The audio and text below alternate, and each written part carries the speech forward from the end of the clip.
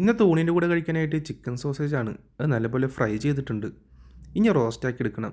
കൂടുതലും ചപ്പാത്തിയുടെ കൂടെ കഴിക്കാനാണ് ചിക്കൻ സോസേജ് ഉണ്ടാക്കാറ്. എന്നാലും ഇടയ്ക്ക് ഊണിൻ്റെ കൂടെയും കഴിക്കും. നല്ല ടേസ്റ്റാണ്. ഇപ്പോൾ ഊണൊക്കെ റെഡി ആയിട്ടുണ്ട്. ഇനി ഒരു പ്ലേറ്റിലേക്ക് വിളമ്പിയാലോ?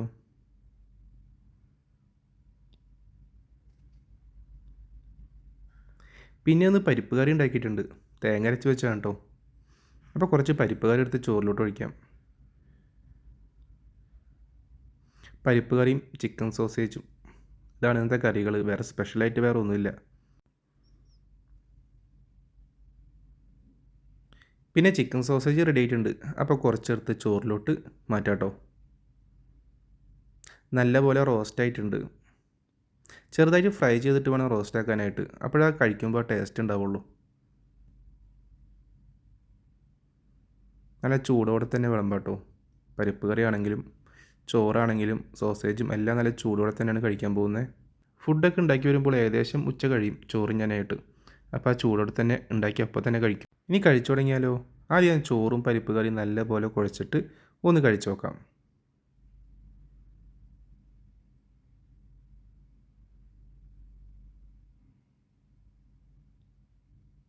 സംഭവം നല്ല ടേസ്റ്റ് ഉണ്ട് കേട്ടോ കഴിക്കാനായിട്ട്. പരിപ്പ് കറി പിന്നെ പറയണ്ടല്ലോ, എങ്ങനെ ഉണ്ടാക്കിയാലും അടിപൊളിയാണ്. ഇനി ആ സോസേജ് എടുത്തിട്ടൊന്ന് കഴിച്ചു നോക്കാം എങ്ങനെ ഉണ്ടെന്ന്. സംഭവം അടിപൊളിയാണ് കേട്ടോ കഴിക്കാനായിട്ട്. ഇനി ആ ചോറിൽ വെച്ചിട്ട് കുറച്ച് പരിപ്പ് കറിയും ചോറും കൂടി നല്ലപോലെ കുഴച്ചിട്ട് ഒന്ന് കഴിച്ചു നോക്കാം.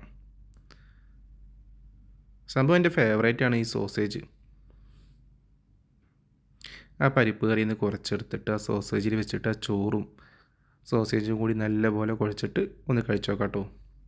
അപ്പോൾ ഇതാണ് ഇന്നത്തെ വീഡിയോ. നിങ്ങൾക്ക് ഇഷ്ടപ്പെട്ടെങ്കിൽ ലൈക്ക് ചെയ്യണം, സബ്സ്ക്രൈബ് ചെയ്യണം, സപ്പോർട്ട് ചെയ്യണം. അടുത്ത വീഡിയോയുമായി വീണ്ടും കാണാം.